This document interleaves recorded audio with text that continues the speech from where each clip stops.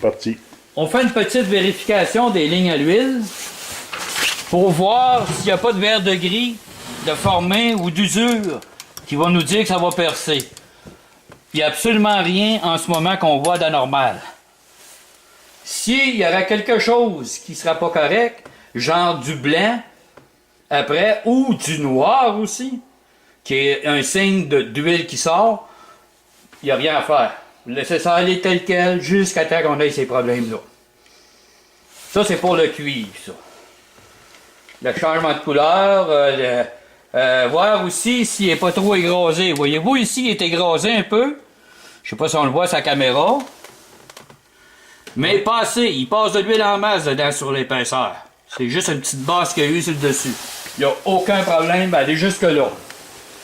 Les adaptables, les noix, on en a parlé, fraisés et non pas à bague. C'est toujours mieux.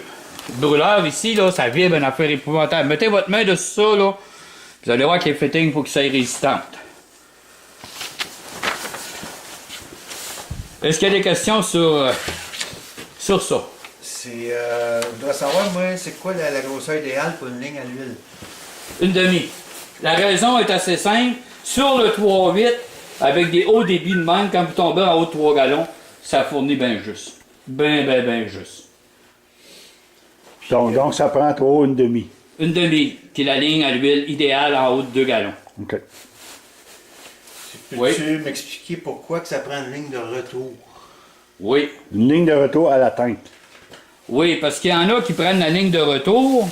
Si on regarde ici, ça c'est la ligne de retour.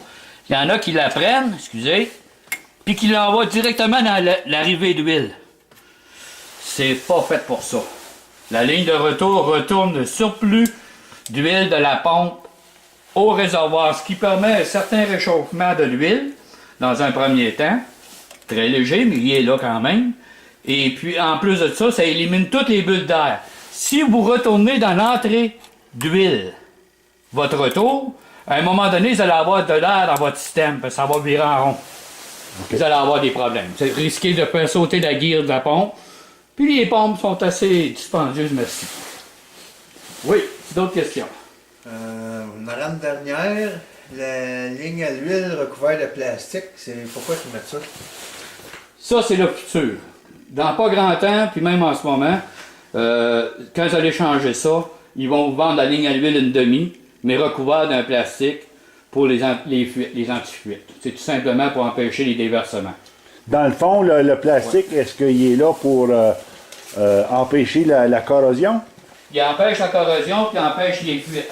Si on vient ici, on en a une. Je sais pas si Yves, il va falloir que tu t'approches bien gros. Là. Attends, je vais le zoomer.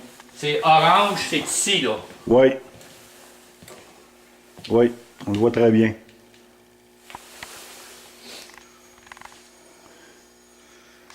Les lignes à l'huile isolées qu'on appelle. Oui.